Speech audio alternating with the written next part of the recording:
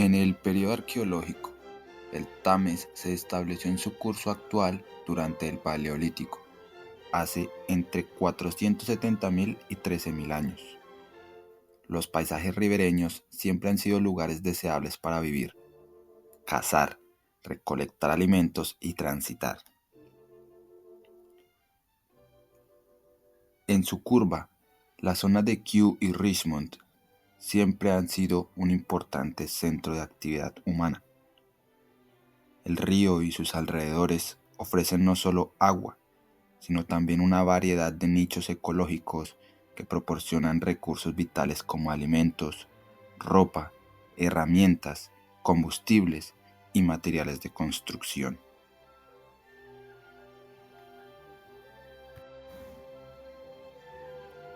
En la época medieval, la primera referencia documental a un asentamiento en esta zona data de 1313 y para 1483 la aldea de Kew ya tenía un tamaño suficiente para tributar. La zona vecina, hoy conocida como Richmond, experimentaba una profunda transformación, principalmente debido a la construcción de un palacio real. Esto, a su vez, influyó en la aldea de Kew, especialmente durante los siglos XIV y XV. A principios de la Edad Media, la parroquia de Richmond se conocía originalmente como Shen. La primera referencia documental conocida a Shen aparece en el testamento de 951 después de Cristo de Theodoret, obispo de Londres. Para el siglo XII, Shen, que comprendía tanto Richmond como Kew, era una de las 4 capillas dependientes de la Catedral de Kingston-on-Thames, relación que mantuvo hasta 1769. Se desconoce con certeza cuándo Richmond y Kew se convirtieron en parroquias independientes, pero de lo que sí hay certeza es que fue antes del siglo XV.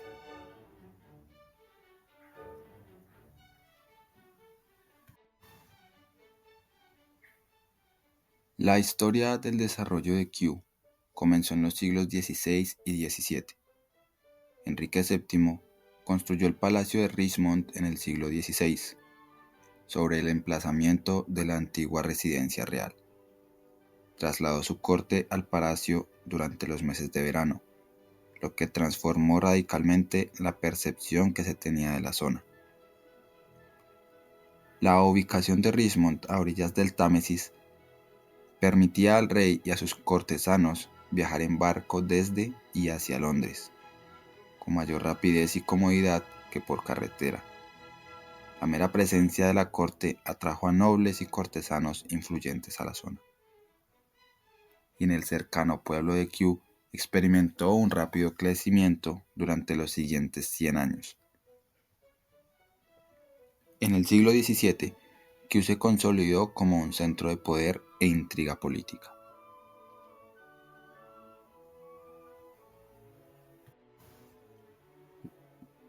Los terrenos eran principalmente fincas rurales y jardines privados vinculados a la nobleza y a la corona inglesa. Durante este periodo, la zona era utilizada para el ocio, la caza y la recreación de la familia real y la aristocracia, sin fines científicos. No existía aún un jardín botánico formal, aunque se introdujeron algunas plantas ornamentales y hierbas medicinales en los jardines privados. Estos siglos sentaron las bases físicas y culturales del espacio que más adelante sería transformado en un centro botánico de importancia internacional.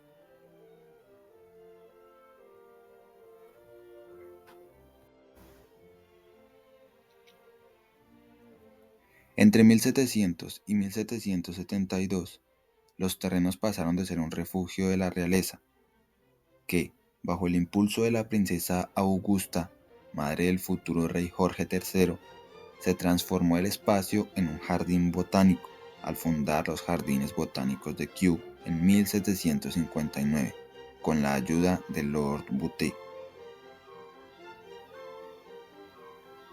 Durante estos años se construyeron importantes estructuras arquitectónicas que aún definen su paisaje, como la Gran Pagoda en 1761, el Queen Charlotte's Cottage en 1771 y los primeros invernaderos y edificios de exhibición de plantas exóticas.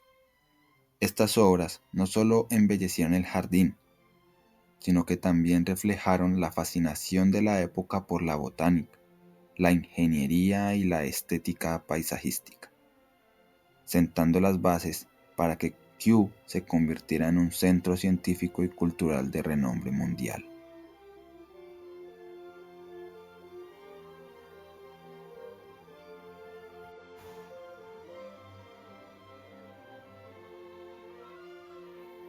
Entre 1773 y 1820, los jardines de Kew se consolidaron como uno de los centros botánicos más importantes del mundo, impulsados por el rey Jorge III y su madre, la princesa Augusta. Los jardines se transformaron de un lugar de recreo real en un centro dedicado al estudio y la colección de plantas de todo el Imperio Británico. El botánico Sir Joseph Banks, consejero del rey, desempeñó un papel fundamental en su expansión, enviando expediciones para recolectar especies exóticas de todos los continentes. Durante este periodo se construyeron invernaderos, se amplió el herbario y se sentaron las bases científicas que convertirían a Kew en un referente mundial de la botánica.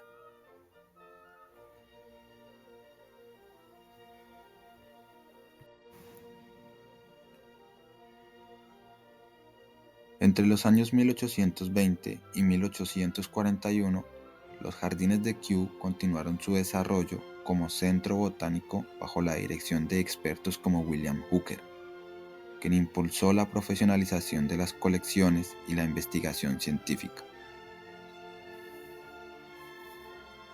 Durante este periodo, se ampliaron los invernaderos y se fortaleció el herbario, al tiempo que el jardín consolidó su papel en la aclimatación de plantas tropicales y exóticas para el Imperio Británico.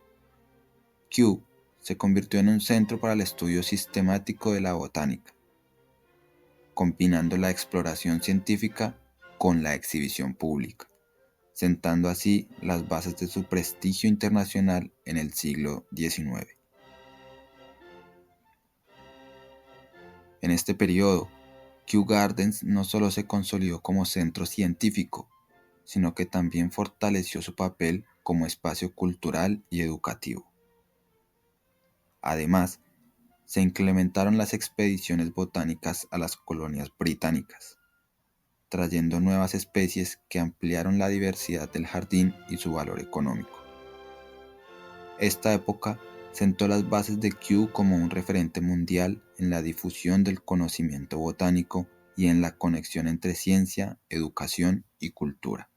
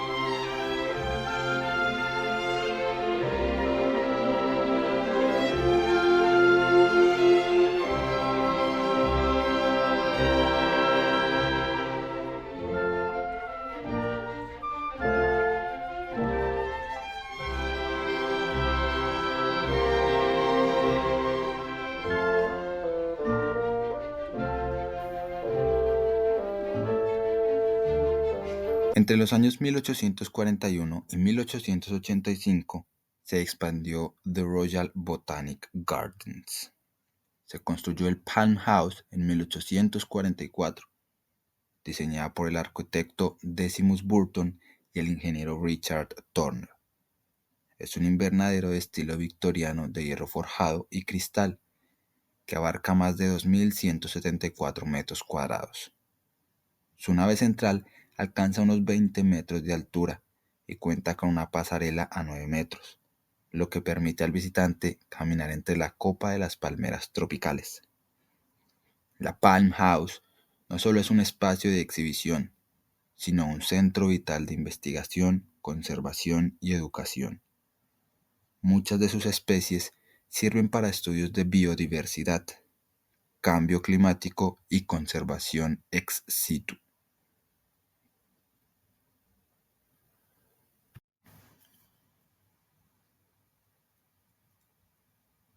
Las etiquetas especies en peligro y extintas en libertad aparecen asociadas a ejemplares que allí se conservan, y su mantenimiento contribuye a la misión global de los jardines de Kew para salvar plantas amenazadas y educar al público sobre su valor. En su interior, la Palm House alberga una colección de plantas tropicales y subtropicales de gran valor botánico. Posee una Palm Collection, que incluye 274 taxones, los cuales agrupan plantas de acuerdo a sus características, y 482 accesiones, los cuales son muestras únicas de germoplasma, como lo son semillas o plantas, con puntos fuertes geográficos de presencia en Madagascar, el sudeste asiático y Sudamérica.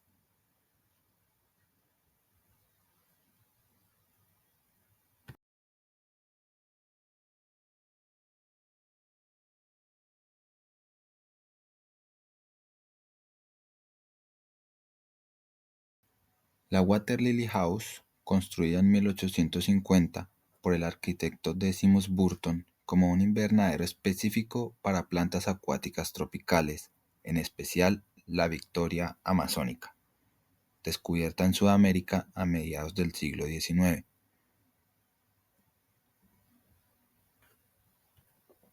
La estructura de hierro y vidrio de Water Lily House mantiene una temperatura y humedad elevadas, creando un ambiente similar al de una selva tropical baja y pantanosa. En su interior, el gran estanque central alberga una variedad de especies acuáticas procedentes de Asia, África, América del Sur y Oceanía.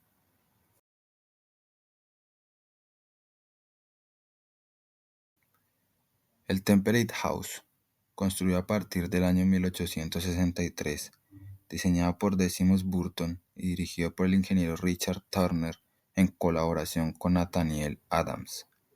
Es el invernadero victoriano más grande del mundo, ocupando más de 4.880 metros cuadrados y con una altura de 19 metros. Su construcción se prolongó durante varias décadas debido a su complejidad técnica y al tamaño del edificio, concebido para albergar plantas de regiones templadas de todos los continentes. Restaurada completamente en 2018, tras 5 años de trabajo, la estructura conserva un armazón de hierro y vidrio, símbolo del esplendor arquitectónico y científico del siglo XIX. En su interior, el Temperate House reúne más de 1.500 especies de plantas, todas procedentes de zonas templadas que no podrían sobrevivir al clima británico. Alberga especies raras y amenazadas, como el Dombeia mauritiana, de Mauricio, el Encephalartos woody, de Sudáfrica, y la Coricia insignis, de Sudamérica. Estas plantas no solo representan la biodiversidad global, sino que también muestran el papel histórico de Kew como centro de aclimatación y conservación de flora útil y ornamental. Hoy, el Temperate House es un refugio para especies en peligro de extinción y un laboratorio de investigación sobre conservación vegetal. Q utiliza este espacio para educar al público sobre los ecosistemas templados y los desafíos que enfrentan debido al cambio climático y la pérdida de hábitat. Además, su entorno luminoso y amplio permite una experiencia inmersiva, donde los visitantes pueden recorrer distintos paisajes, desde los bosques mediterráneos hasta las selvas de montaña africanas, dentro de un solo edificio.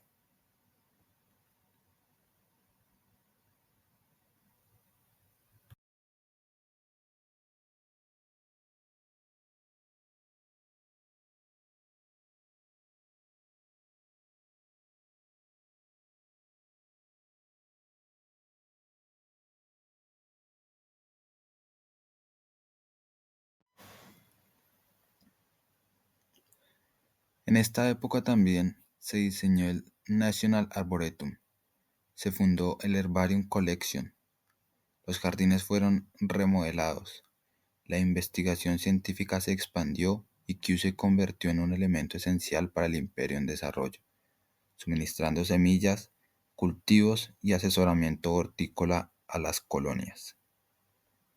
Bajo el mecenazgo de la reina Victoria, los jardines florecieron y con la llegada del ferrocarril, el papel de Kew como atracción pública también creció.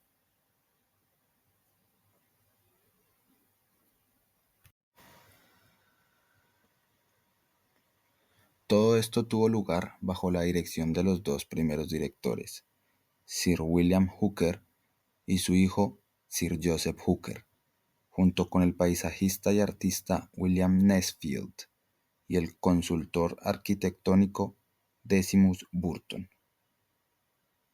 Durante este periodo, Kew Gardens se consolidó como un centro de innovación científica y botánica aplicada.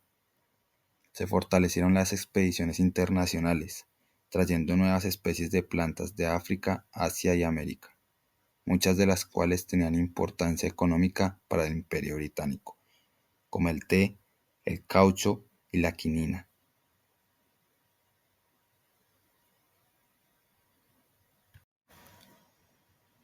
La investigación en horticultura y aclimatación de especies exóticas permitió a Kew asesorar a las colonias sobre cultivos rentables y adaptaciones climáticas.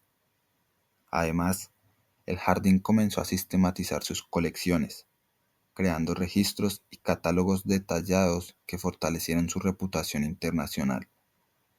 En paralelo, Kew combinó la función científica con la educativa y cultural, acercando la botánica al público en general y convirtiéndose en un referente tanto del conocimiento como del ocio en la Inglaterra victoriana.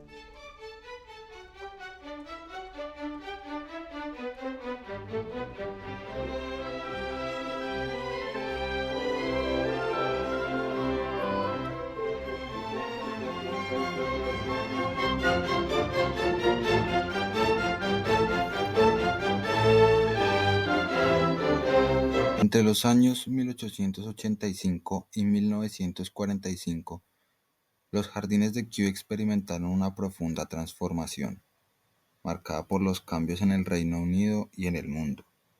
Durante la Primera Guerra Mundial, el jardín se adaptó a la austeridad, dedicando sus recursos a la investigación agrícola y medicinal. En el periodo de entreguerras, sufrió recortes presupuestarios, pero consolidó su posición como institución científica y se hizo más accesible al público gracias al crecimiento de los suburbios londinenses. La Segunda Guerra Mundial trajo consigo bombardeos y daños, pero Kew continuó contribuyendo al esfuerzo bélico mediante el estudio de plantas esenciales. Al finalizar la guerra, había evolucionado de un emblema imperial a un moderno centro de ciencia, educación y conservación.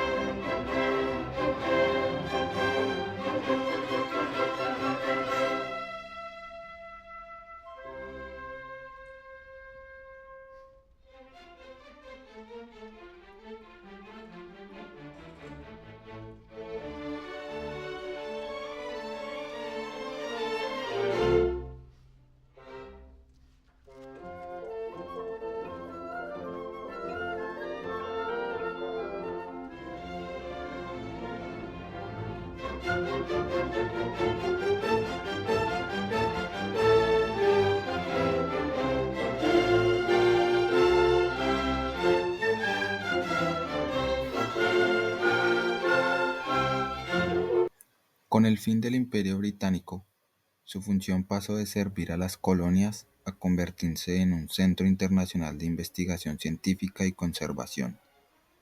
Durante la segunda mitad del siglo XX, amplió sus colecciones, fortaleció su herbario y desarrolló proyectos de botánica aplicada, educación y sostenibilidad.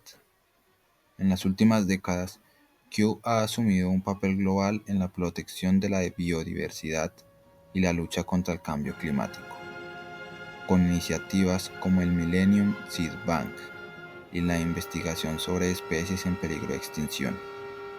Hoy en día, los jardines de Kew combinan su legado histórico con una visión científica y ecológica del siglo XXI, lo que los convierte en uno de los jardines botánicos más importantes y visitados del mundo.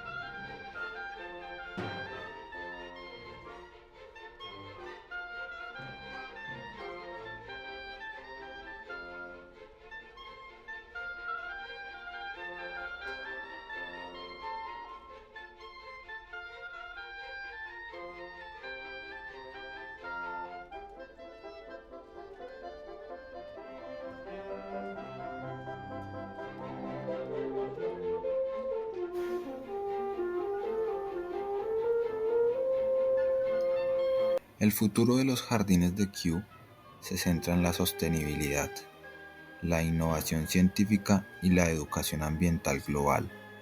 Su objetivo es liderar la investigación sobre plantas y hongos para abordar los desafíos del cambio climático, la pérdida de biodiversidad y la seguridad alimentaria. Kew busca ampliar su papel como centro de conocimiento abierto al público, combinando ciencia, tecnología y divulgación para inspirar a las nuevas generaciones.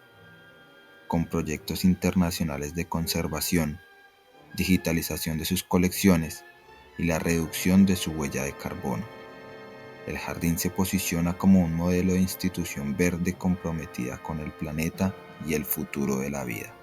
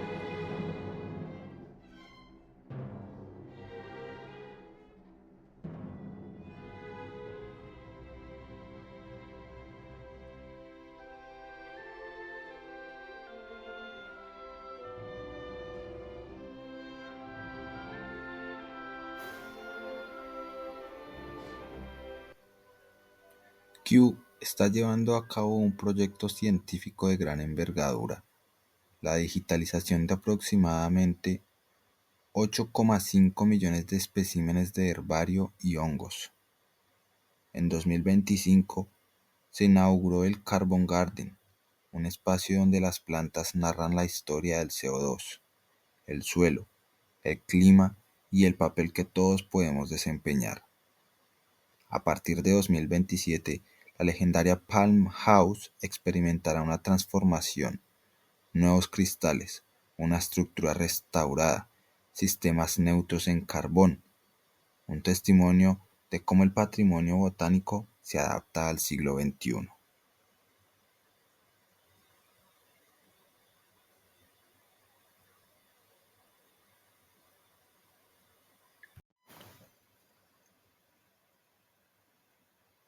The Shafran Learning Center cuya inauguración está prevista para 2026, ofrecerá espacios de alto nivel para la enseñanza botánica, micología, que es el estudio de los hongos, y horticultura, tanto presencial como a distancia, con el fin de ampliar el alcance de Kew. El edificio contará con una estructura de madera laminada cruzada, que contribuye a la captura de carbono durante la construcción. El sistema de cubierta combina vegetación y paneles de recolección de agua lluvia.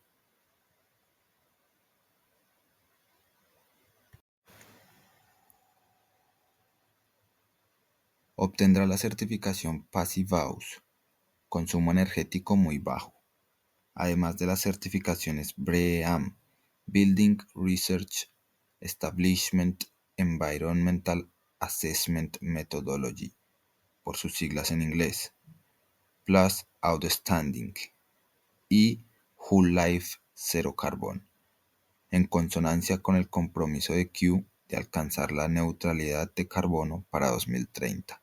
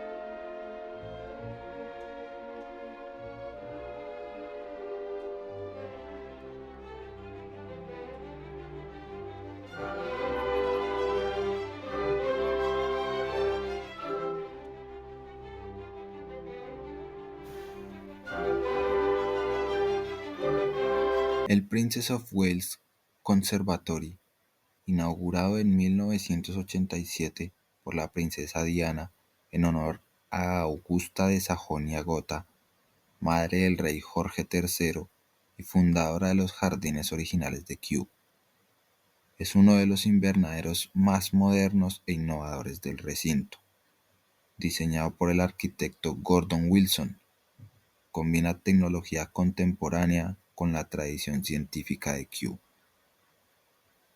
Su estructura de vidrio y acero alberga 10 zonas climáticas diferentes, controladas automáticamente, que reproducen desde desiertos áridos hasta selvas tropicales húmedas.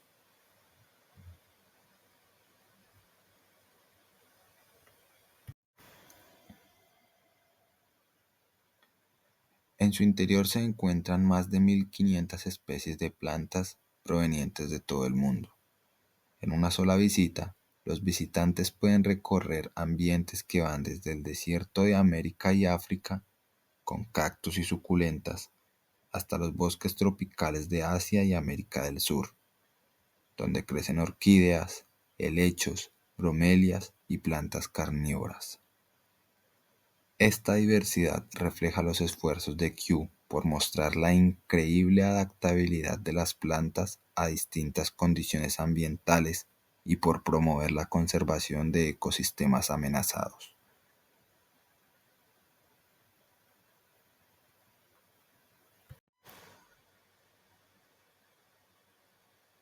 El Princess of Wales Conservatory también cumple con un papel esencial en la investigación científica y la educación ambiental. Es un laboratorio vivo donde se estudian procesos de fotosíntesis, adaptación y conservación. Además, Su diseño eficiente en energía y agua lo convierte en un modelo de sostenibilidad dentro de los jardines.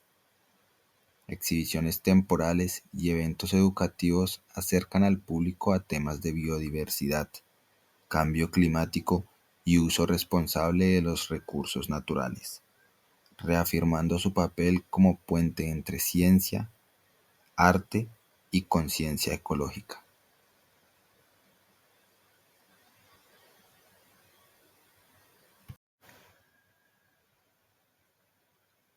Además de su valor científico, el Princess of Wales Conservatory destaca por su enfoque sensorial y educativo. Cada zona climática está diseñada para sumergir al visitante en una experiencia multisensorial.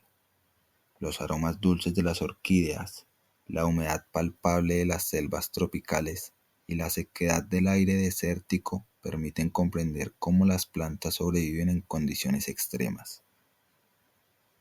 En la zona tropical, los visitantes pueden observar el ciclo vital de las plantas acuáticas como la Victoria cruciana y la Victoria amazónica, mientras que en el área árida se muestran especies de importancia ecológica como los baobabs en miniatura y las euforbias suculentas.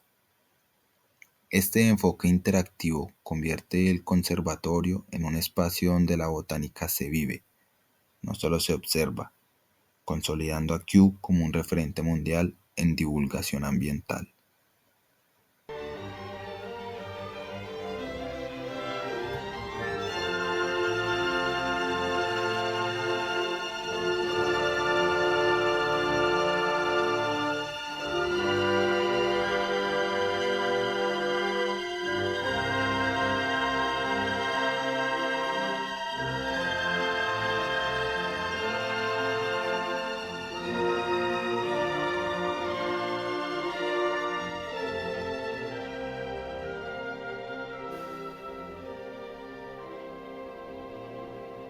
Las estanterías de la biblioteca están repletas de más de 750.000 volúmenes, además de más de 175.000 láminas y dibujos de plantas.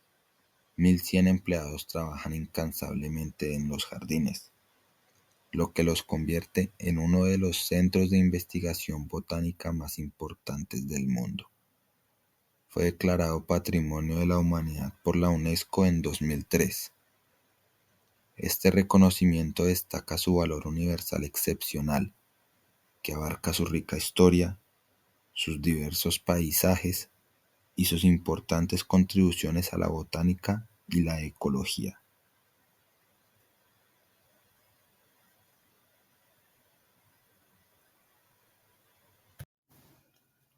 Según la definición en el artículo 1 de la Convención del Patrimonio Mundial de 1972, los jardines botánicos de Kew Gardens son considerados un lugar de valor universal excepcional, y de acuerdo a los términos del párrafo 39 de las directrices para la implementación de la Convención del Patrimonio Mundial, la propiedad se considera un paisaje cultural.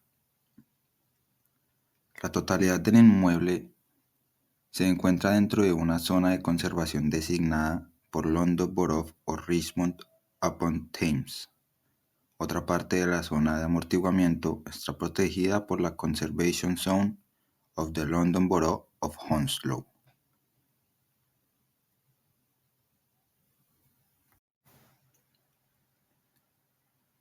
La totalidad de la propiedad se encuentra en nivel 1 dentro del registro de English Heritage Register of Parks and Gardens, un sitio de interés excepcional, máxima importancia histórica y de interés internacional. Goza del máximo nivel de protección legal. Los jardines de Kew son un palimpsesto de diseño paisajístico, lo que significa que el diseño actual es el resultado de varias capas de trabajo de algunos arquitectos y paisajistas famosos de su época.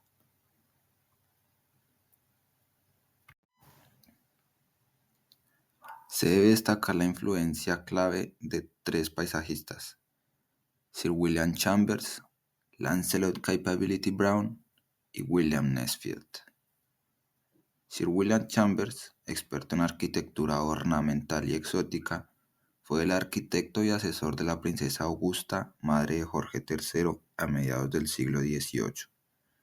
Su contribución se centró en la arquitectura ornamental y en la moda del Chinois Sui, construyendo la Gran Pagoda.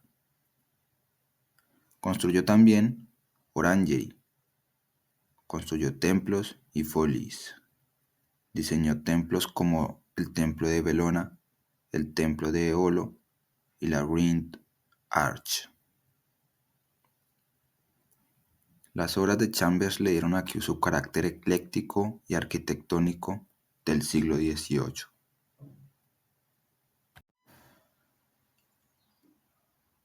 Lancelot Capability Brown, experto en diseño paisajista informal, fue el paisajista más influyente del siglo XVIII, contratado por el rey Jorge III en la década de 1760, cuando las propiedades de Kew y Richmond se estaban fusionando.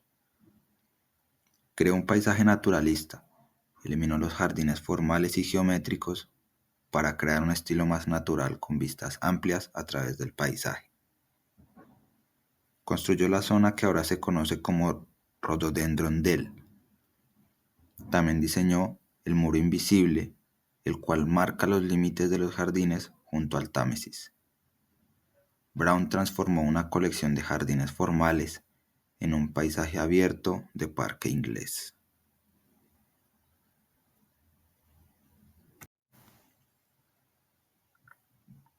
William Nesfield, experto en diseño formal victoriano, fue un destacado arquitecto paisajista de la época victoriana a mediados del siglo XIX, y su trabajo es el que domina gran parte del diseño actual de Kew. Su llegada coincidió con la apertura de Kew al público y su transformación en un jardín botánico nacional. Nesfield introdujo la estructura más formal, creó 3 grandes ejes: la Broad Walk, la Pagoda Vista y el paseo que conduce al Temperate House. Introdujo también los parterres, que son diseños decorativos hechos con setos bajos y plantas de colores, y los amplios y formales bordes de jardín, que fueron muy populares en el diseño victoriano.